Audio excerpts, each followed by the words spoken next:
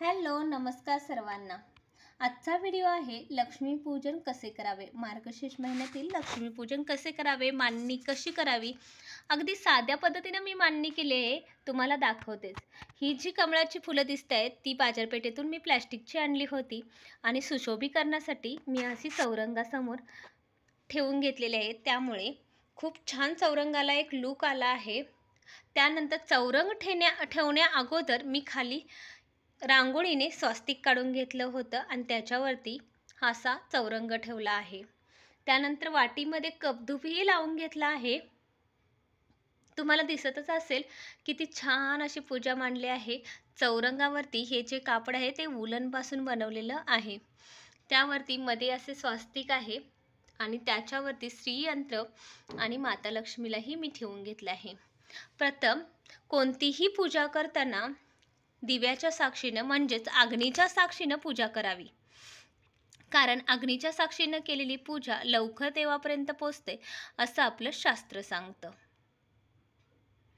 आणि हे दिवे मी पाण्यामध्ये एका बाउलमध्ये असे ठेवून घेतलेले आहेत आणि त्या बाउलला फुलांच्या पाकळ्यांनी सुशोभीकरण करून घेतले आहे।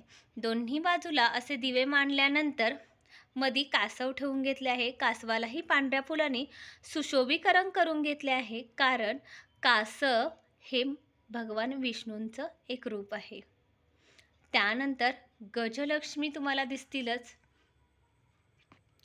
छान अशा 2 गजलक्ष्मी एक पाय पुढे आणि सोंडवरती आशीर्वाद देण्यासाठी अशा ह्या गजलक्ष्मीही ठेवून घेतल्या आहे। पान सुपारीचा विडा आणि एका वाटीमध्ये माता लक्ष्मी आणि श्रीयंत्रही आहे, त्यावरती कुंकुमार्चन करून घेतलेलं आहे। आजचा वार माता लक्ष्मीचा आणि कुंकुमार्चन करणं खूप महत्त्वाचं आहे। जितकी तुम्ही सेवा कराल तितकी माता लक्ष्मी तुमच्यावर प्रसन्न राहून ती स्थिर राहील, कारण तिचा स्वभाव चंचल आहे, ती कोणत्याच ठिकाणी स्थिर अशी राहत नाही।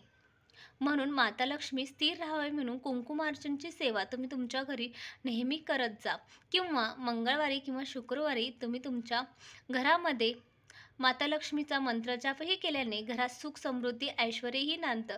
त्याचबरोबर हे मंत्र जाप ज्यावेळी आपण आपल्या वास्तूमध्ये करत असतो त्यावेळी वास्तू आपली तथास्तु म्हणत असते, म्हणजेच जितके आपण मंत्र जाप करू तितकी आपली वास्तू ही तथास्तु म्हणत असते।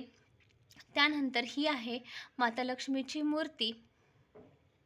मला ही मूर्ती खूप आवडते म्हणून मी प्रत्येक पूजेमध्ये हीच मूर्ती वापरत असते। त्यानंतर भगवान विष्णू आणि माता लक्ष्मी यांचा हा फोटो प्रत्येक घरामध्ये असायला हवा असा हा फोटो, ज्यामध्ये माता लक्ष्मी भगवान विष्णूंचे पाय चेपत आहे किंवा दाबून देत आहे असा हा फोटो आहे। खूप छान दिसतो आणि भगवान विष्णूंच्या नाभीतून ब्रह्मदेवांचं कमळ आलेलं आहे, तुम्हालाही दिसेल। हा खूप छान फोटो आहे आणि प्रत्येक घरामध्ये असावा देवघरात असं म्हटलं जातं। त्यानंतर काही फळेही ठेवलेले आहेत आणि सगळ्यात महत्त्वाचं म्हणजेच मंगल कलश। ज्या घरामध्ये मंगल कलश हा स्थापन केला जातो तेथे सर्व काही मंगल होतच। याचाही व्हिडिओ मी माझ्या याच चॅनेलवरती टाकला आहे, तुम्हाला हवा असेल तर तोही व्हिडिओ तुम्ही पाहू शकता। श्रीफल, त्यानंतर आंब्याची 5 पानं, तुम्ही 5 झाडांचीही पाने घालू शकता किंवा विड्याची पाने ठेवू शकता। त्यानंतर स्वास्तिक आणि 8 बाजूला हळदी कुंकवाची बोटे ओढलेली आहेत। श्रीफल म्हणजेच श्री माता लक्ष्मीचं फल, म्हणूनच ह्याला श्रीफल म्हटलं जातं।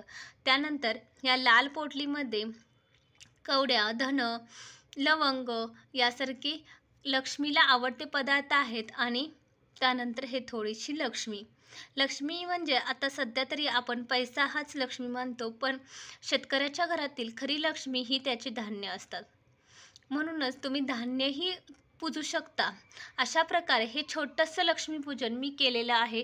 तुमच्याकडे कशा पद्धतीने लक्ष्मीपूजन करतात याचं मला नक्की सांगा आणि माझी ही लक्ष्मीपूजन तुम्हाला कसं वाटलं, आवडलं असेल तर एक लाईक आणि सबस्क्राईब करायला विसरू नका। यासारखे बरेचसे व्हिडिओ माझ्या या चॅनेलवरती तुम्हाला भेटून जातील। श्री स्वामी समर्थ।